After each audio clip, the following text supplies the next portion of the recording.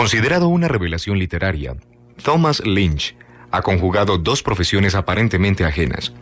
Es director hace más de un cuarto de siglo de una funeraria y es un poeta y ensayista premiado. De su libro de ensayos El enterrador, inspirador de una serie de televisión muy reconocida, oigamos algunos apartes.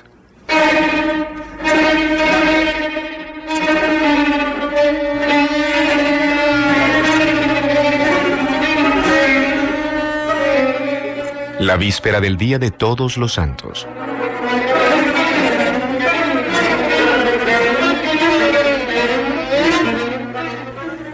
Me gustaría saber qué día moriré. Me parece una información muy útil para efectos de pólizas de seguros, para calcular el momento oportuno de los arrepentimientos y las despedidas de las antiguas amantes. Quisiera tener cierta precisión en los cálculos, si no el día, entonces la edad, probablemente a la que dejaré de ser, al menos en lo que concierne a quienes me rodean. El acervo genético no es claro en este punto. Todos los hombres de la familia han muerto del corazón, congestionado, infartado, obstruido, gastado. Todos sus finales han procedido del pecho, casi siempre cuando están en sus 60. El padre de mi madre, un gran hombre de excesos, murió en mi infancia y ahora es un recuerdo remoto de un hombre calvo que contaba historias de osos. Creció en el norte de la península de Michigan a comienzos del siglo XX, viajó hacia el sur a Ann Arbor para educarse y se casó, según el relato de mi abuela, con la primera mujer que lo aceptó. Aunque de ahí en adelante Pat O'Hara vivió una vida civilizada en el suroeste de la parte baja de Michigan, todos los otoños dejaba a su novia, Marvel Grace, durante un mes en el cual regresaba al norte de la península a beber, a cazar y a pescar, y a inventar las historias que le recuerdo contar sobre osos y lobos y otros animales salvajes que nunca veríamos y que lo obligaban a encaramarse a los árboles.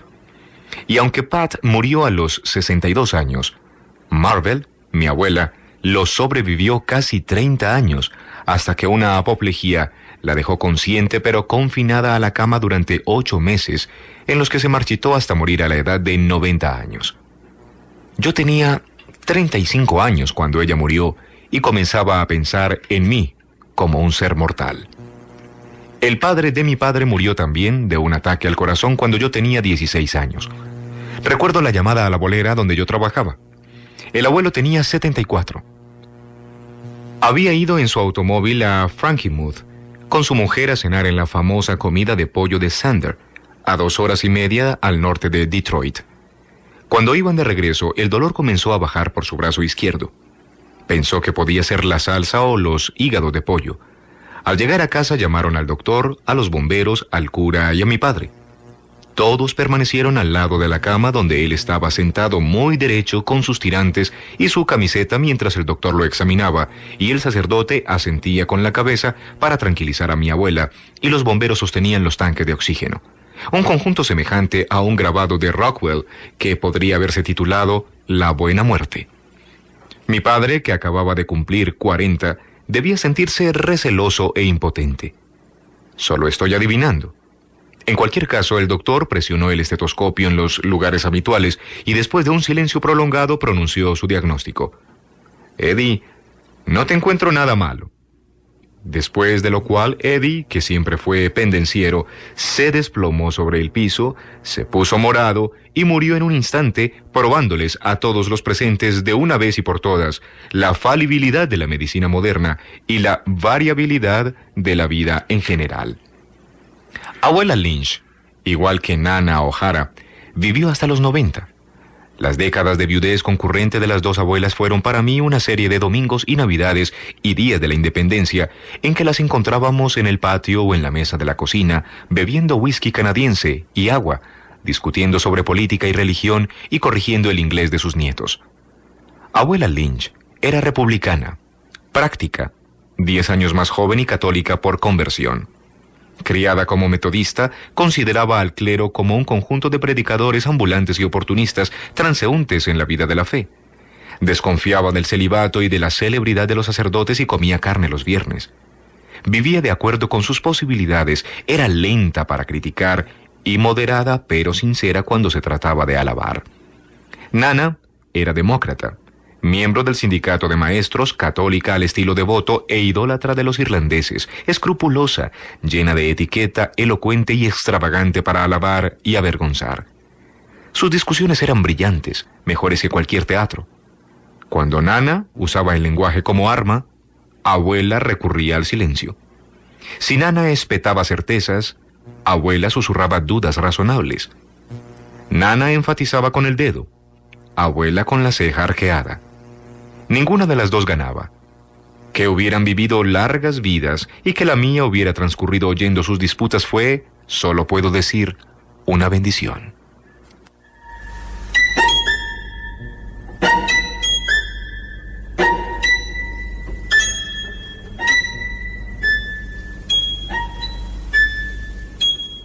Mis abuelas fueron mujeres fuertes, recias de una manera que veo en sus nietas y bisnietas. Ninguna de las dos sufrió jamás un problema al que no le pudiera dar un nombre. No había silencios que necesitaran ser rotos. Había ciertamente muy poco silencio. La división del trabajo típica de su generación no les exigió abdicar del poder. Mi madre y yo compartimos esa porción del siglo que vio las brechas de género comenzar a abrirse y a cerrarse y abrirse de nuevo. Las mujeres renunciaron a ser amas de casa en favor de las cuotas de la casa, promovieron la paridad política y fiscal y comenzaron a morir de ataques al corazón, accidentes automovilísticos y desórdenes gastrointestinales de los que siempre habían muerto sus compañeros hombres, más jóvenes y con mejores seguros de vida que las madres que las antecedieron. Incluso sus suicidios, antes delicados, esfuerzos propios de las damas que involucraban pastillas y estufas de gas y otros métodos silenciosos, se volvieron más asertivos y ruidosos, primero con pistolas y luego con escopetas. El silencio se rompió. En ciertos vecindarios extraños, a esto se le llamó progreso. Tradicional frente a la muerte de los asuntos de la vida, mi madre estaba no obstante adelantada para su época cuando le llegó la hora de morir, 28 meses antes que mi padre, a los 65 de un cáncer que la dejó sin voz. De manera que ni el género ni el acervo genético me sirvieron para hacer vaticinios. Comencé a buscar las respuestas en otra parte. Tenía esta teoría. Se basaba vagamente en la observación ordinaria de que los viejos siempre están mirando con nostalgia hacia atrás, mientras que los jóvenes, con la misma nostalgia, miran hacia adelante. Un hombre recuerda lo que otro imagina. Creo que la teoría también es aplicable a las mujeres. La visión de placer en los brazos del amado o de triunfo después de un gran esfuerzo, de la seguridad arrebatada a la persistencia del peligro o del consuelo después de una larga lucha. Si se producen por el recuerdo o por la esperanza, por la edad o por la juventud, el ansia es la misma y la visión también. Mi teoría sostenía que es posible calcular con precisión el punto medio de la vida aplicando estas verdades no muy complicadas. Y conociendo el punto medio con precisión, naturalmente, sabré la cosa más desconocida, el día de mi muerte. Conociendo el medio, se puede conocer el final. Era álgebra. X y signos iguales, A es más B. Si el pasado es la provincia a la que regresan los mayores, y el futuro es la que sueñan los niños, el nacimiento y la muerte son los océanos que las contienen. Y la madurez es el momento entre los dos, la frontera en que parece que podríamos tomar cualquier rumbo, cuando nuestra vista es igual de buena hacia ambos lados. Estamos menos llenos de nostalgia que de asombro. Tememos menos y nos preocupamos más. Estos son algunos de los síntomas. Los viejos escriben memorias, los jóvenes hojas de vida. En la madurez llevamos una especie de diario que siempre comienza con una discusión sobre el clima. El presente es donde vivimos, equidistante de nuestro nacimiento y de nuestra muerte. Consideramos a nuestro cónyuge del momento tan atractivo como el recuerdo de nuestro primer amor, o las fantasías sobre culos firmes y estómagos planos de los anuncios de ropa interior de las revistas. En la madurez hay una especie de balance, de equilibrio. No estamos impulsados por la juventud ni empujados por la edad. Flotamos, liberados por un instante de la gravedad del tiempo. Vemos nuestra historia y nuestro futuro con claridad. Dormimos bien, soñamos en todos los tiempos, despertamos listos y dispuestos. Piense, le decía a todo el que me escuchara en la época en que bebía, piense en eso como si se tratara de Estados Unidos. Usted emerge del agua rota de la matriz como sus antepasados en Ellis Island. El lenguaje le es desconocido. No entiende la comida, las costumbres. Está dispuesto pero no puede trabajar. Necesita que alguien le muestre cómo funcionan las cosas. En el mejor de los casos sus padres lo harán. Se dirige hacia el oeste, soñando con oro y glamour y con su futuro. En alguna parte a la altura de los montes Poconos, conoce a una chica. Recoge un poco de sabiduría práctica y desparpajo en Ohio. Quizás se desvía hacia las comodidades rápidas del Memphis o de Nueva Orleans, o hacia el norte a pescar salmones en Michigan, pero nunca se aleja demasiado o por mucho tiempo de la intención de ir hacia el oeste de su juventud. California es donde están el oro y el sexo memorable. California es Hollywood y la ciudad de Los Ángeles. Cuando llegue, será el lugar al que pertenecerá. Tal vez cuando cruce el río en San Luis, la chica con la que empezó a salir en Pensilvania le empiece a parecer un poco anticuada para un tipo tan moderno como usted. O tal vez ella lo deje por un tipo de su antiguo barrio o un charlatán adinerado de las rocosas. Adiós y buen viaje, le dice y sigue más ligero de equipaje sin mirar hacia atrás. En Las Vegas usted se desordena un poco. Se acuesta con cualquiera, compra un convertible, hace el balance de las pérdidas y sale rumbo al desierto donde se le ocurre que usted es su peor enemigo. Piense en la pesadilla de su viejo barrio. Sus mayores están muriendo o ya están muertos. Con frecuencia recuerda la piel de su primer amor. Hace muchas llamadas de larga distancia. Por primera vez en su vida desacelera el paso, se toma su tiempo recorriendo el Gran Cañón y empieza muchas frases con «Cuando yo tenía su edad» y «hace 20 o 30 años». Hay días tan hermosos que lamenta saber que va a morir. Si el desierto o las montañas o la naturaleza no lo han matado, llega a California. Nada parece ser tan importante como alguna vez creyó. Le dice a cualquiera que lo escuche que después de todo no iba por el lugar de destino. Era de dónde venía y el proceso de llegar. Alguien con la intención de ayudar le dice que nunca podrá regresar a casa. Si todo sale bien en este punto, usted partirá sin dificultad, caerá desde el largo muelle de Santa Bárbara y será recordado por sus hijos y los hijos de sus hijos, que lo llorarán a lo largo del continente de la edad. Naturalmente, la mitad de su vida fue por allá en Kansas, donde el horizonte parecía infinito a ambos lados. Podía ver durante kilómetros las estrellas saliendo. Había un equilibrio entre su infancia y su decrepitud, su Bronx y su Santa Bárbara, su comienzo y su final. Había equilibrio entre la visión idéntica de lo que estaba detrás y lo que estaba delante suyo, de los tratos hechos y las posibilidades. De pie, cómodo dentro de su piel, Kansas. Solo dura un momento. Cuando reconozca el terreno, ya está en la mitad. Doble su edad y tendrá el día de su muerte. Si le pasa a los 20, imagínela a los 40. Si tiene 40, cuando ocurra, cuente sus bendiciones, ahorre más, escoja los nombres de sus bisnietos. Es una teoría sencilla, de verdad. Álgebra, historia, geografía, nada elaborado.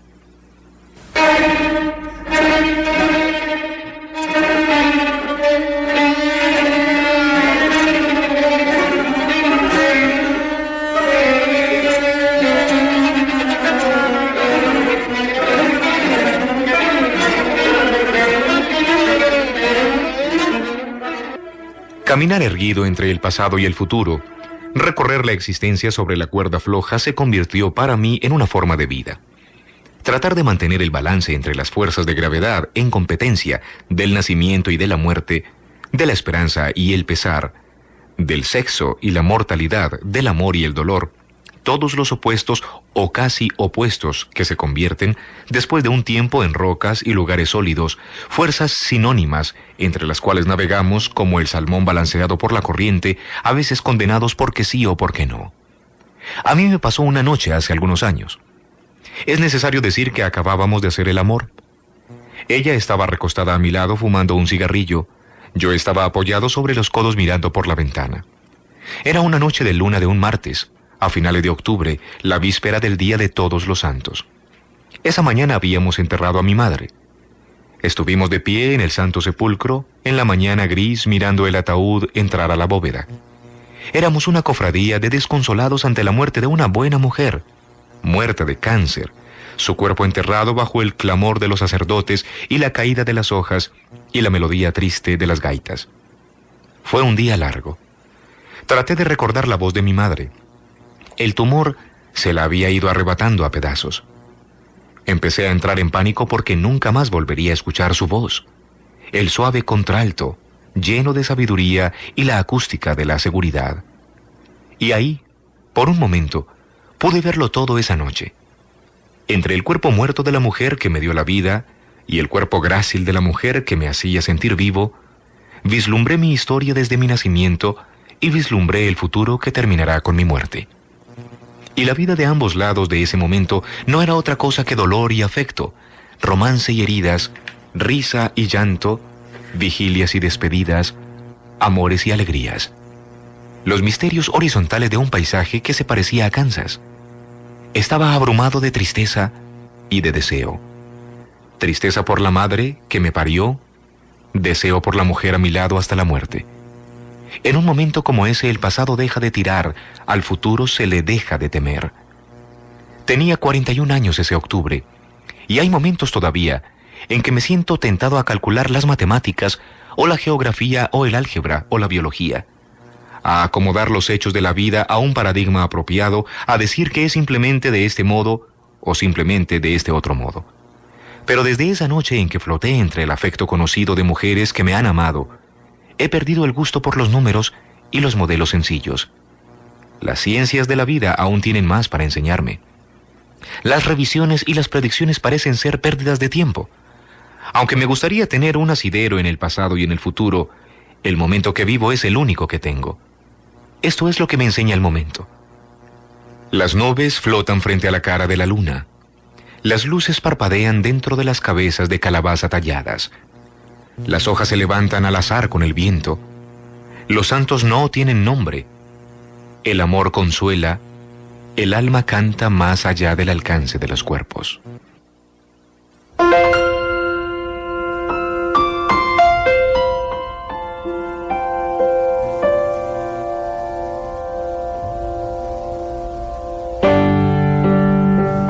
Están escuchando Literatura para Oír. Textos, cuentos, relatos y narraciones hablados. Emisora cultural Radio Bolivariana.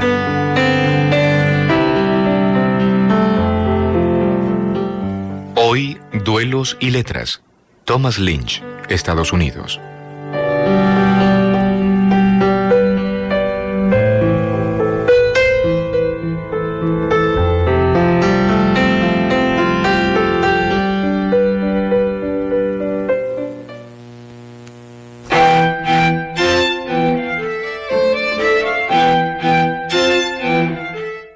El oficio fúnebre.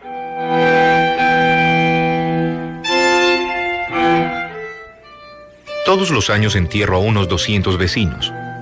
Llevo al crematorio a otras 2 o 3 docenas. Vendo ataúdes, bóvedas y urnas para las cenizas.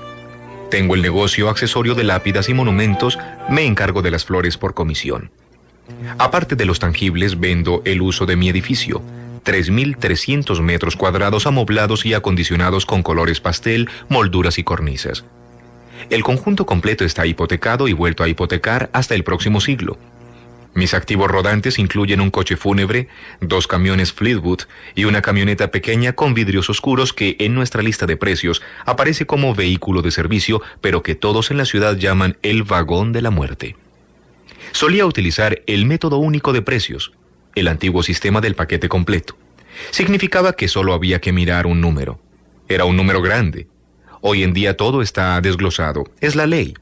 Ahora tenemos una larga lista de artículos, números y salvedades escritas en itálicas, algo parecido a un menú o al catálogo de Sears, y a veces las opciones obligatorias según la ley federal se parecen a control de velocidad de crucero o desempañador del vidrio trasero. Casi siempre visto de negro, para que la gente no pierda de vista el hecho de que aquí no estamos hablando de books. Al final de la lista sigue apareciendo un número grande. En un año bueno la ganancia bruta es cercana al $1.000.000, de los cuales esperamos que el 5% sea utilidad. Mi funeraria es la única de la ciudad.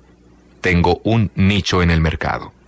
El mercado, tal como es, está calculado sobre lo que se denomina la tasa cruda de muertes, el número de muertes al año entre cada 1.000 personas. Funciona así. Imagine que logra convencer a 1000 personas de que se encierren en un gran recinto. En enero cierra las puertas dejándoles suficiente agua y comida, televisores a color, revistas y condones. La muestra debe tener una distribución de edades con un número alto de baby boomers y de hijos de baby boomers, 1.2 por cada uno. 1 de cada 7 adultos debe ser una persona mayor, una que si no estuviera en ese recinto probablemente estaría en Florida o en Arizona o en un ancianato. Usted entiende la idea. El grupo incluye 15 abogados, un sanador espiritual, 3 docenas de agentes de finca raíz, un técnico de video, varios consejeros licenciados y un distribuidor de recipientes plásticos. El resto son desempleados, administradores medios, inútiles o retirados. Ahora la parte mágica.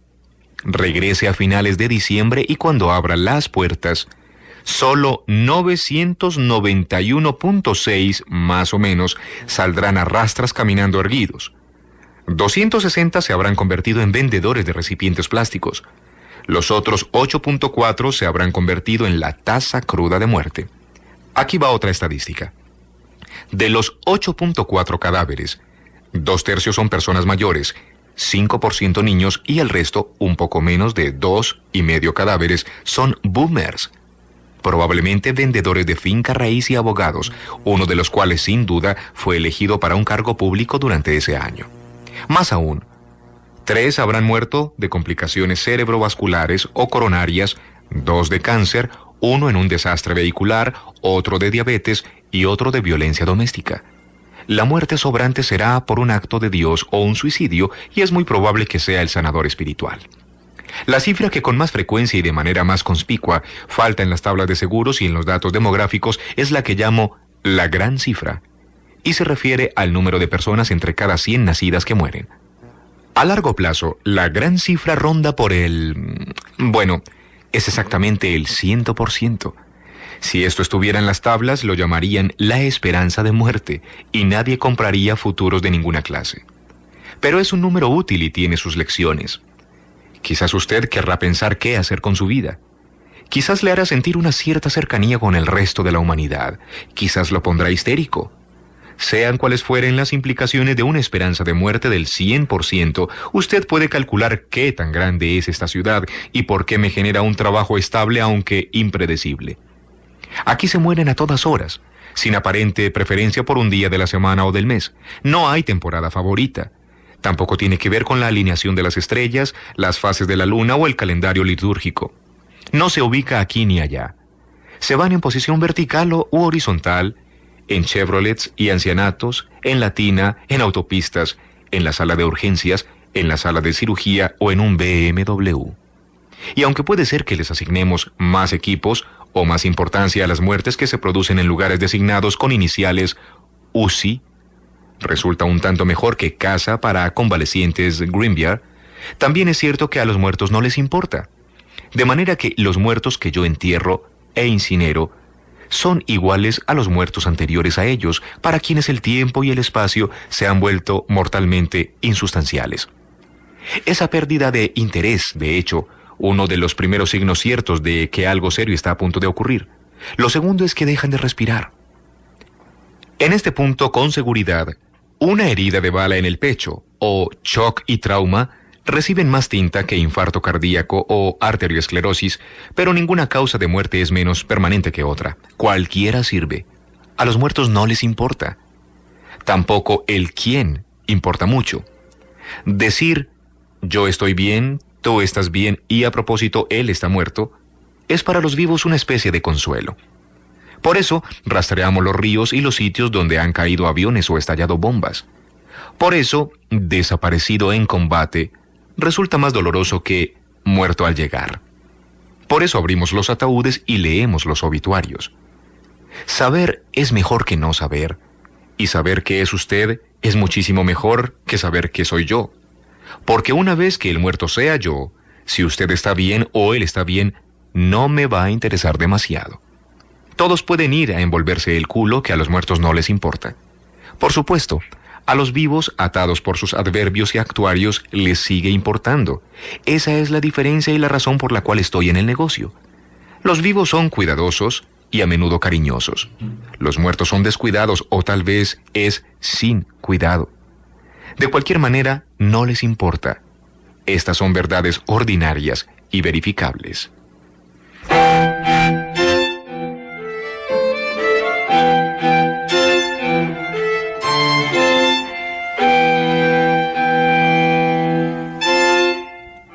Mi ex suegra, ella misma una verdad ordinaria y verificable, solía ser aficionada a soltar la siguiente baladronada a lo Kanye. Cuando me muera, simplemente me echan entre una caja y me botan entre un hueco. Pero cada vez que le recordaba que eso era básicamente lo que hacíamos con todo el mundo, la mujer se ponía sombría y un tanto molesta. Más tarde, a la hora del molde de carne, con habichuelas invariablemente cedía. Cuando me muera, simplemente me creman y esparcen las cenizas. Mi ex suegra pretendía convertir la actitud de despreocupación en valentía. Los niños dejaban de comer y se miraban entre sí. La madre de los niños le suplicaba: «Ay, mamá, no hables así». Yo sacaba mi encendedor y me ponía a jugar con él. Lo que trato de decir es, por supuesto, que ser un santo muerto no vale más la pena que ser un filodendro muerto o un angelote muerto. Vivir es y siempre ha sido el problema. Los santos vivos siguen sintiendo las llamas y los estigmas de este valle de lágrimas, el martirio de la castidad y el tormento de la conciencia. Una vez muertos, dejan que sus reliquias sean las que salen a trabajar porque, como le trataba de decir a ese sacerdote, a los muertos no les importa. Solo a los vivos les importa.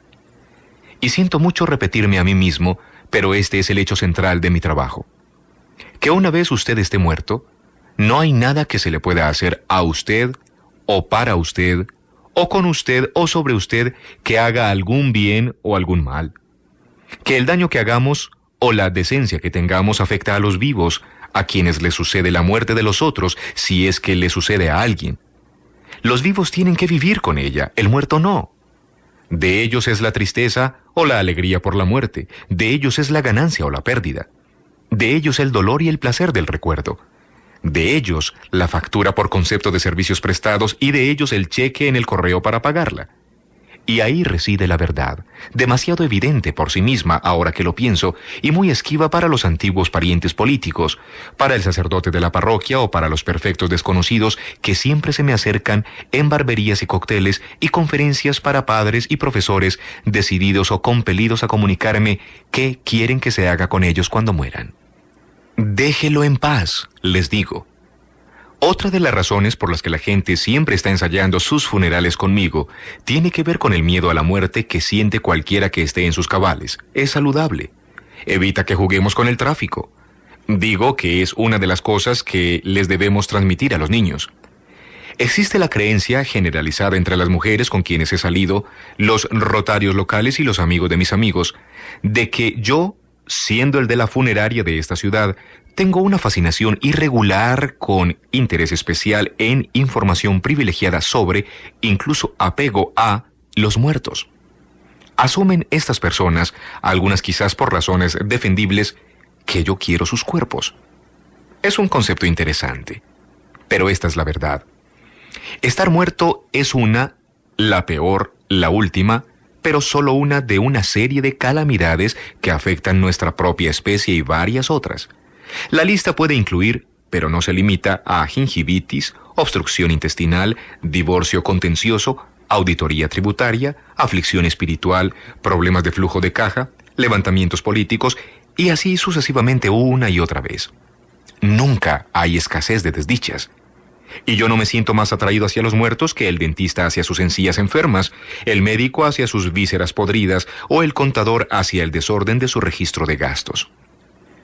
No tengo más agallas para la desdicha que el banquero o el abogado, el político, porque a la desdicha no le importa y está en todas partes. La desdicha es el cheque sin fondos, el excónyuge, la turba en la calle y en la oficina de recaudo de impuestos, quienes, como los muertos, no sienten nada y como a los muertos no les importa. Siempre estamos esperando una palabra buena o un número ganador, esperando un signo o un milagro, alguna señal de nuestros queridos muertos que nos indique que a los muertos todavía les importa. Nos alegramos cuando hacen cosas excepcionales, cuando se levantan de sus tumbas, o se caen del ataúd, o nos hablan cuando soñamos despiertos. Nos gusta sin medida, como si a los muertos les siguiera importando, como si tuvieran agendas, como si siguieran vivos. Pero la verdad triste y sabida es que la mayoría de nosotros se va a quedar entre su ataúd y va a seguir muerto durante mucho tiempo, y que nuestras urnas y tumbas nunca van a hacer sonidos. El significado de nuestra vida y los recuerdos de ella les pertenecen a los vivos, lo mismo que nuestro funeral. Cualquier existencia que tengan los muertos, la tienen solo por la fe de los vivos.